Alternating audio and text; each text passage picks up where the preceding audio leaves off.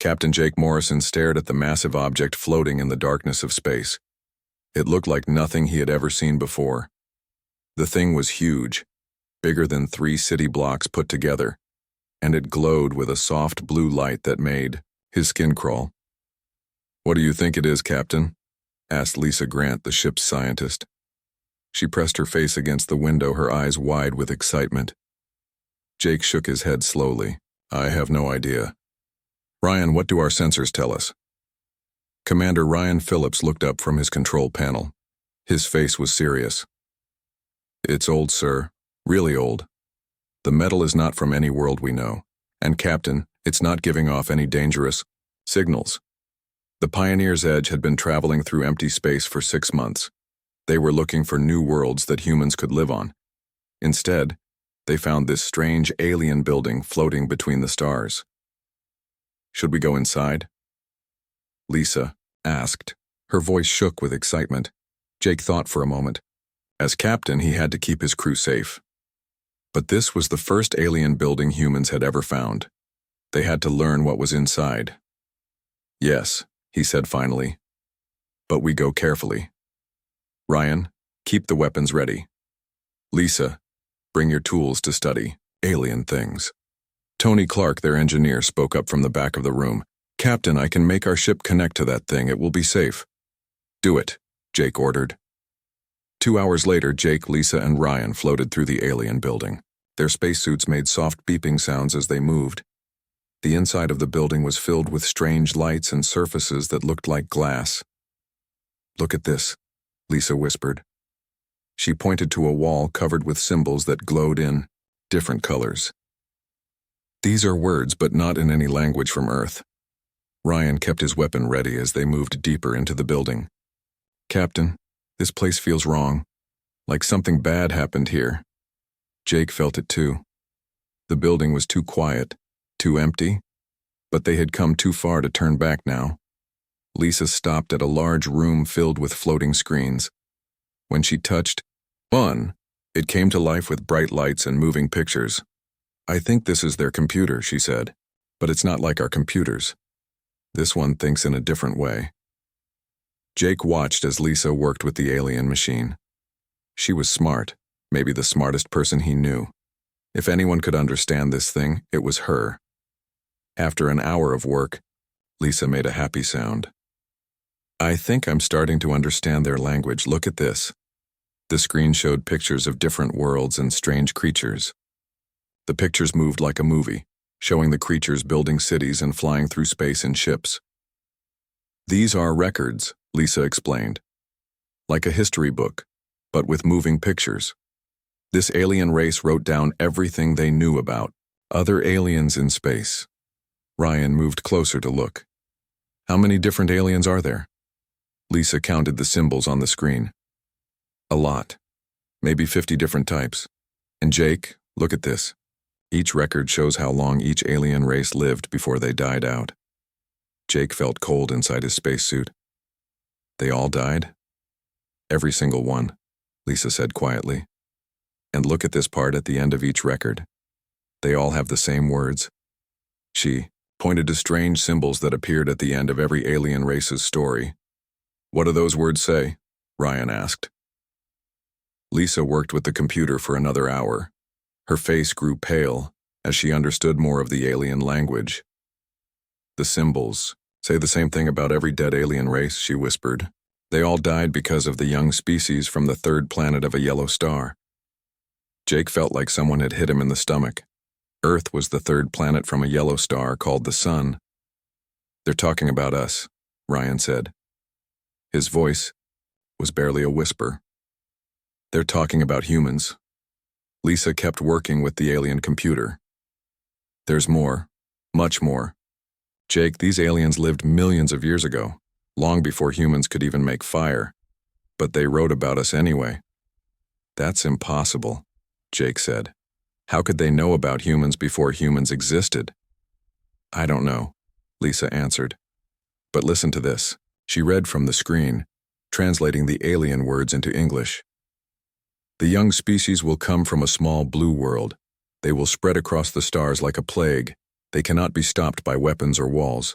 They do not know when to give up. They will destroy every great civilization they meet, not because they are evil, but because they cannot help themselves. The three humans stood in silence. The alien building hummed quietly around them. "Keep reading," Jake said finally. Lisa's hands shook as she worked with the computer. The aliens who built this place were called the Vorthak. They traveled between stars for 100,000 years. They were the greatest builders in the galaxy, but they knew humans would come for them someday. "What did they do?" Ryan asked. "They tried to prepare. They built weapons and ships and warning systems. They told other alien races about the danger coming from Earth. But nothing worked." Lisa found another part of the record. The last entry from the Vorthak says, "The hunters from the small blue world have found us. We thought we were ready. We were wrong. They do not fight like other species. They never stop. They never give up. They make weapons from our own tools. They turn our strengths into their advantages. Tomorrow our great civilization will be gone, killed by creatures who learned to make fire only yesterday in the grand scale of time." Jake, Lisa, and Ryan looked at each other through their helmet glass. They had come to space to find new homes for humans. Instead, they found proof that humans were the most dangerous species in the galaxy. "What do we do now?" Ryan asked. Jake thought about all the human colonies spread across nearby stars. He thought about Earth with its billions of people who just wanted to live peaceful lives. "We go home," he said finally, "and we tell everyone what we found." But as they walked back to their ship, Jake wondered if knowing about the prophecy would make it come true, or if humans were already doomed to become the monsters the ancient aliens had feared. The news from the Pioneer's Edge spread across the galaxy faster than anyone expected. Within 3 weeks, every major alien civilization knew about the ancient prophecy and what it said about humans. Captain Jake Morrison stood in the Grand Hall of New Axiom, the capital world of the Galactic Consortium. 12 different alien species had built this place together as a symbol of peace. Now that peace was breaking apart because of what his crew had found. The alien leaders sat in a great circle around Jake, Lisa, and Ryan. Some looked like giant insects with too many eyes. Others were made of what seemed like living crystal that rang like bells when they moved. The strangest ones looked like floating clouds of gas that spoke through machines. Admiral Zexathara of the Kalani spoke first. Her crystal body flashed, red with anger. "Human Morrison, your species has brought fear to our galaxy. The prophecy speaks truth. We have checked our own ancient records. The warnings are there." Jake tried to stay calm. "Admiral, we didn't know about any prophecy. We're just explorers looking for new homes." "That is what makes you dangerous," said General Krextar of the Krex Empire. His insect-like body was covered in thick armor, and his forearms moved as he spoke. "You spread without thinking. You take what you want. The old records say your kind cannot be stopped." Dr. Lisa Grant stepped forward. She held a small device that translated her words into different alien languages. "General, we've studied the prophecy more since we found it. It might not mean what you think it means." "Explain," said Elder Vorthim of the ethereal species. His gas cloud body glowed with soft light. Lisa activated her device to show pictures in the air above them. "The prophecy talks about humans destroying civilizations, but it doesn't say we do it on purpose. Look at what happened to the Vorthak. They prepared for war with us. They built weapons and armies. Maybe they destroyed themselves trying to stop something that wasn't going to happen." General Krextar's voice became louder. "The prophecy has never been wrong. 47 civilizations fell to your species. The pattern is always the same. First you come as traders and explorers. Then you multiply. Then you consume everything." Commander Ryan Phillips spoke quietly, but his words carried across the Great Hall. "General, when did humans destroy 47 civilizations? We only left Earth 200 years ago. Most of those civilizations died millions of years before humans existed. The aliens became quiet. This was something they had not thought about." Elder Vorthim's light grew brighter. "The prophecy exists outside normal time. It speaks of things that will happen, not things that have happened. That's impossible, Lisa said. Prophecies can't tell the future, they're just guesses based on the past. You understand little of the greater forces in the universe, Admiral Zexathera replied. Her crystal body rang like an angry bell. The Ka prophecy came from the ancients. Beings who existed before time had meaning. They saw all possible futures. In every future where humans exist, the galaxy burns. Jake felt anger growing inside him. These aliens were talking about killing his entire species because of something that might happen. So what are you going to do? Kill all humans because you're scared of us? The great hall erupted in alien voices. Some spoke in clicking sounds, others in musical tones, and still others in electronic beeps. Jake could not understand most of it, but the translation device picked up pieces. Eliminate the threat before it grows. Quarantine their worlds. Study them to find weakness. The prophecy must not come true. General Krextar raised all 4 of his arms for silence. The Krex Empire has decided. Humans are too dangerous to exist. We will cleanse their worlds before they can spread further. The Kalani agree, Admiral Zexathera added. Better to act now than wait for the prophecy to fulfill itself. But Elder Vortham disagreed. The Ethereals believe this action may cause the very future you wish to prevent. If you attack humans, you may force them to become what the prophecy says they will become. Jake felt cold fear in his stomach. Half the galaxy wanted to kill his species, and the other half wanted to lock them away forever. Dr. Lisa Grant tried one more time to reason with them. Please listen to me. The prophecy might be about something else. What if humans aren't destroyers? What if we're something different? What do you mean? Asked Diplomat Selthar of the peaceful Zilani species. Lisa showed more pictures from the Vorthak records. Look at this part of the prophecy. It says humans change everything they touch. Maybe that doesn't mean we destroy things. Maybe we just make them different. General Krextar laughed, a sound like breaking glass. Different means dead for the civilizations that came before. The result is the same. The meeting went on for hours. Jake watched as the Galactic Consortium split into 3 groups. The Extinctionists, led by the Krex Empire and the Kalani, wanted to destroy humanity completely. The Isolationists wanted to build walls around human space and never let them out. Only a few species, led by the Ethereals, thought the aliens should wait and see what humans actually did. As the meeting ended, Jake, Lisa, and Ryan were escorted back to their ship. They had come to the consortium as explorers and friends. Now, they were leaving as enemies. Amy Johnson, their communications officer, met them at the ship. Her face was pale with worry. Captain, I've been listening to alien broadcasts. It's bad. Really bad. How bad? Jake asked. 6 alien species are moving their fleets toward human space. The Krex Empire has already started building new warships. And Captain, they're not just talking about attacking our colonies, they want to attack Earth itself. Tony Clark, their engineer, looked up from his workstation. Captain, I've been checking our messages from home. Earth doesn't know any of this is happening. They think we're still just exploring empty space. Jake sat down heavily in his captain's chair. In trying to learn about the galaxy, they had started a war that might destroy humanity. Set course for Earth, he ordered. Maximum speed. We have to warn them what's coming. As the Pioneer's Edge jumped into faster-than-light travel, Jake wondered if they would make it home in time. The prophecy said humans would change the galaxy. But first, they had to survive long enough to do it. The attack came without warning on a Tuesday morning. Colonel Steve Martinez was drinking his coffee and reading reports when the alarm started screaming.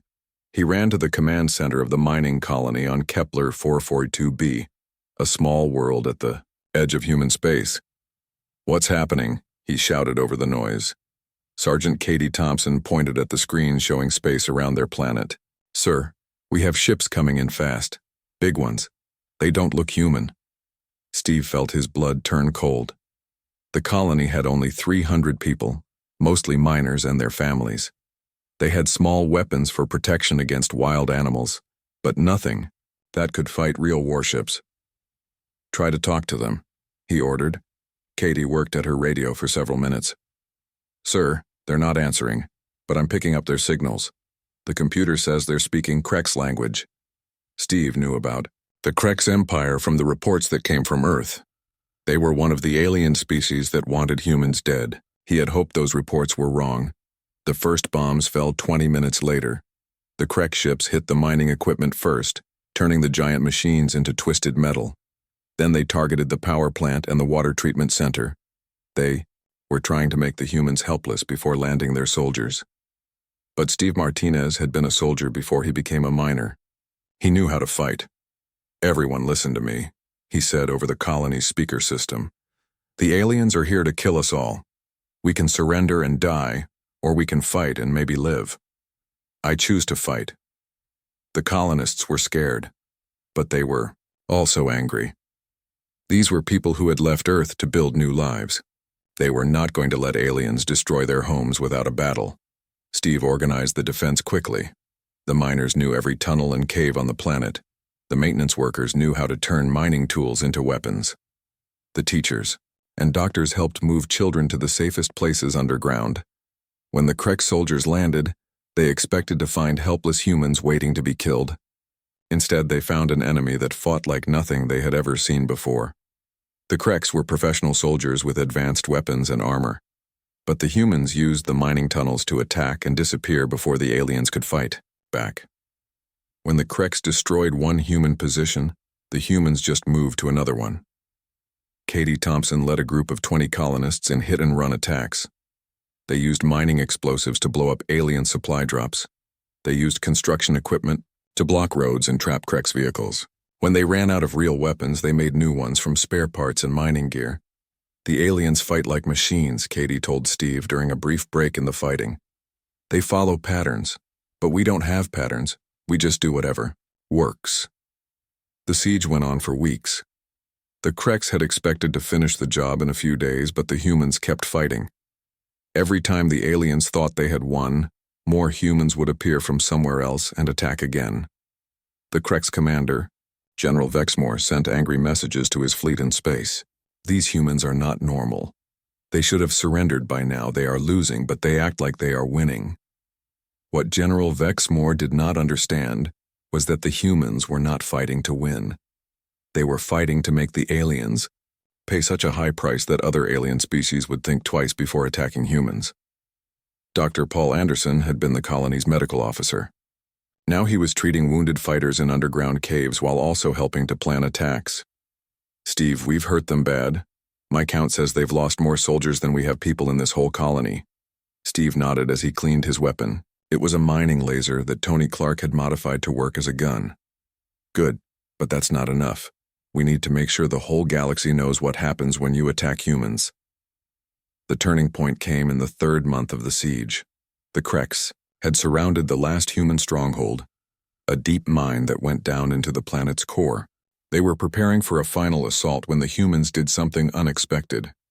Instead of waiting to be attacked, Steve led every able fighter in a desperate charge out of the mine. The colonists came screaming out of the tunnels like demons, carrying weapons made from mining equipment and construction tools. The Krex were so surprised that their line broke. For the first time in the siege, the aliens retreated. Katie Thompson later told the story to reporters. "The aliens were winning the whole time, but they were also dying the whole time. After 3 months, they were tired and scared and far from home. We were tired too, but we were fighting for our home." The siege ended when Admiral Jake Morrison arrived with the human relief fleet. The Krex ships in orbit tried to fight, but they were damaged and low on supplies. The human warships were fresh and angry. General Vexmore's final report to the Krex Empire was short. "Mission failed. Humans are not like other species. They do not know when to quit. Recommend immediate withdrawal from human space."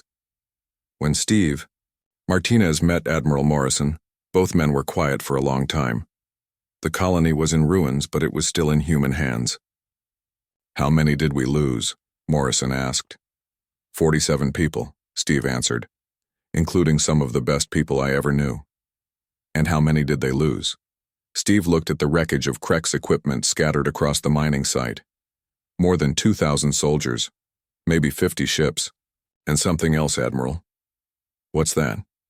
They lost their confidence. The whole galaxy is going to hear about this.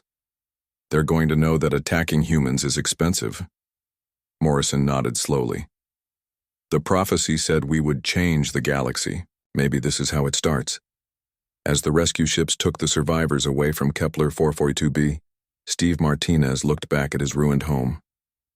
The aliens had come to prevent humans from becoming dangerous. Instead, they had taught humans that they were already more dangerous than anyone knew.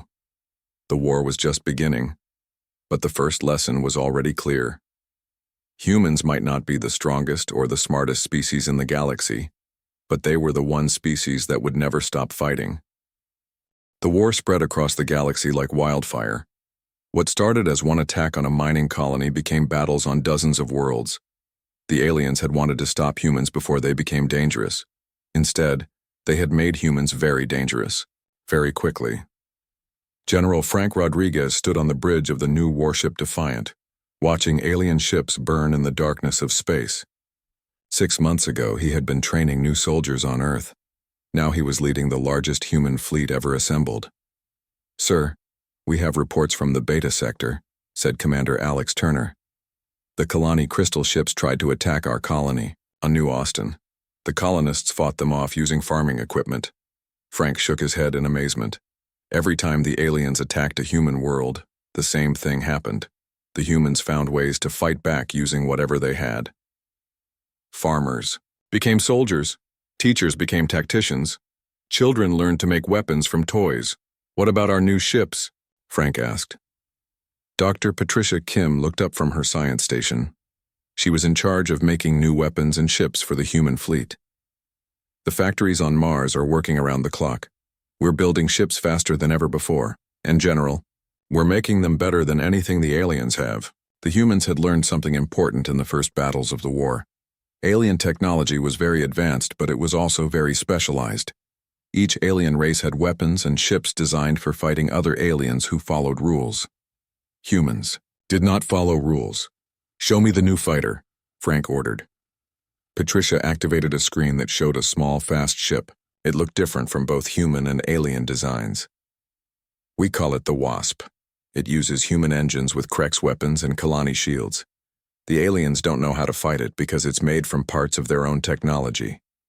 This was happening all across human space. Every time humans captured alien equipment, they found new ways to use it. They combined different alien technologies in ways that their creators had never imagined. They turned defensive systems into weapons and weapons into tools. But the real advantage was not better technology. It was the way humans thought about fighting. Commander Turner had spent the war studying alien battle tactics. "Sir, I've been watching how they fight. Every alien species has a plan for every situation. When we do something that's not in their plan, they don't know how to respond." "Give me an example," Frank said. "Last week, the Zilani fleet surrounded our ships near Jupiter. They had us outnumbered 3-1. Their plan was to destroy us in a long-range battle. So instead of fighting at long range, Captain Morris flew his ship right into the middle of their formation and started shooting at close range." Frank smiled. He had heard this story, but he liked hearing it again. Turner continued. "The Zilani had never seen anything like it. Their weapons were designed for long-range fighting. At close range, they were almost useless. Captain Morris destroyed 5 alien ships before they figured out how to respond. This was the pattern in every battle. The aliens had better ships and more soldiers, but humans had something else. They had the ability to do unexpected things." Amy Johnson worked in the communications center, listening to alien radio signals. What she heard told the real story of the war. "General, the aliens are scared," she reported. "I'm picking up messages between their fleets. They're talking about humans like we're monsters." "What are they saying?" Amy read from her translation screen. "This is from a Krex commander. The humans do not fight like civilized beings. They use our own weapons against us. They make traps from their own damaged ships. When we destroy their colonies, they use the wreckage to build new weapons." Frank understood what was happening. The aliens had started this war because they were afraid humans might become dangerous someday. Now they were discovering that humans were already dangerous. They just had not known it yet. The war reached a turning point when humans stopped just defending their worlds and started attacking alien worlds. General Rodriguez led the first human attack on a Krex military base. The aliens had built it on an airless moon, thinking it was impossible to attack. They were wrong. Commander Turner's special forces used small ships to land on the moon's surface. They moved through the alien base like ghosts, destroying important equipment and disappearing before the aliens could catch them. The Krex built their base to defend against other aliens, Turner explained to his team. Other aliens fight with big fleets and lots of noise. We fight with small groups and silence. The attack was so successful that the Krex abandoned 3 other bases rather than risk the same thing happening again. But the most important change was not in how humans fought. It was in how they thought about the war. Dr. Patricia Kim made a discovery that changed everything. While studying captured alien technology, she found something unexpected. General, I've been looking at the alien ships we've captured. They're all built the same way. Every alien species designs their technology to work with their own species and nobody else's. So humans are different. Our technology works for anyone. Look at this. She showed him a human weapon that had been modified with alien parts. This gun was made on Earth, but it uses Kalani crystals for power and Krex metal for the barrel. Any human can use it, but it's also better than anything the aliens have. Frank began to understand. You're saying we don't just copy their technology, we improve it. Exactly. And there's more. I've been talking to some of the alien prisoners. They're starting to ask if they can join us. This was something no one had expected. Aliens were switching sides. Amy Johnson had been talking to these alien defectors. General, they say something interesting. They say humans fight differently because we fight for different reasons. What do you mean? The aliens fight because their leaders tell them to fight. They fight to follow the prophecy or to prevent the prophecy. But humans fight for each other. We fight for our families and our friends and our homes. Frank looked out at the stars where human and alien fleets were still fighting battles. The war was far from over, but something had changed. The aliens had wanted to destroy humans before they became dangerous. Instead, they had taught humans just how dangerous they could be. The prophecy had warned that humans would change the galaxy. Now Frank Rodriguez understood how that was going to happen, not through destruction, but through something the aliens had never seen before. Humans were going to change the galaxy by showing other species what it meant to fight for something worth protecting. 2 years after the first attack on Kepler 442b, Admiral Jake Morrison looked at the planet New Axiom through the window of his flagship. The blue and green world was beautiful, home to the Galactic Consortium that had started this war. Around him, the largest human fleet ever assembled waited for his orders. Admiral, we have the alien fleets on our screens, reported Captain Julie Foster from the assault carrier Defiance. They outnumber us 4-1. Jake nodded calmly. Numbers had never mattered much in this war. What mattered was that the humans were here, at the heart of alien civilization, proving that the prophecy had been right all along. Any word from the planet? Jake asked. Commander Alex Turner checked his communications. Yes, sir. The consortium. Leaders want to talk. They're asking for a meeting. Tell them we'll talk after they surrender their fleets, Jake replied. Dr. Lisa Grant, now the fleet's chief science officer, looked up from her station. Admiral, I've finished translating the complete Vorthak prophecy. There are parts the aliens never told us about. Show me. Lisa put the ancient alien text on the main screen. The prophecy doesn't just talk about humans destroying civilizations. It talks about what happens after. Jake read the translated words carefully. What he saw made him understand everything that had happened. General Frank Rodriguez's voice came over the radio from another ship. Jake, the alien fleets are moving. They're forming up for battle. Jake looked at the prophecy one more time, then made a decision that would change galactic history. All ships, this is Admiral Morrison. Do not fire unless fired upon. We're going to try something different. He opened a channel to every ship in both fleets, human and alien. This is Admiral Jake Morrison of the Human Defense Force. I want to read something to all of you. It's from the same prophecy that started this war, but it's the part the consortium leaders didn't want you to hear. Jake began reading from the complete Vorthak records. The young species from the third planet will indeed change everything they touch. They will destroy the old ways, but not through conquest. They will destroy the old ways by showing a better way. They will make war itself obsolete, not through surrender, but through a kind of victory no one expects. On the alien ships, soldiers and officers listened in confusion. This was not the prophecy they had been told about. Jake continued reading. They will combine the technologies of different species in ways no one thought possible. They will fight battles no one can win. They will make alliances that should not exist. In the end, they will not rule the galaxy. They will transform it into something no one has seen before. Admiral Zexthera's crystal voice came over the radio, angry and confused. Human Morrison, you speak lies. The prophecy speaks of destruction. The prophecy speaks of change, Jake replied. You just assumed change meant destruction. Dr. Lisa Grant took over the broadcast. Admiral Zexthera, I've spent 2 years studying the complete Vorthak records. The aliens who wrote this prophecy weren't afraid of humans because we would destroy them. They were afraid because we would make their way of life impossible to continue. Explain, came the voice of Elder Vortham. The Vorthak lived for 100,000 years without changing. Every alien civilization in their records lived the same way. Same technology for thousands of years. Same government for millions of years. Same military tactics for entire ages. But humans change everything all the time. Jake smiled as he watched the alien fleets. Some ships were moving closer to listen better. Others were backing away in fear. The prophecy wasn't a warning about conquest, Jake continued. It was a warning about evolution. Humans don't just adapt to new situations. We make new situations. We take your technology and improve it. We take your tactics and change them.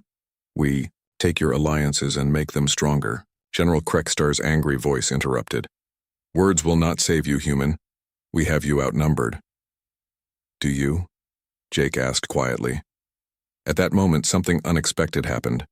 Ships in the alien fleet began changing sides.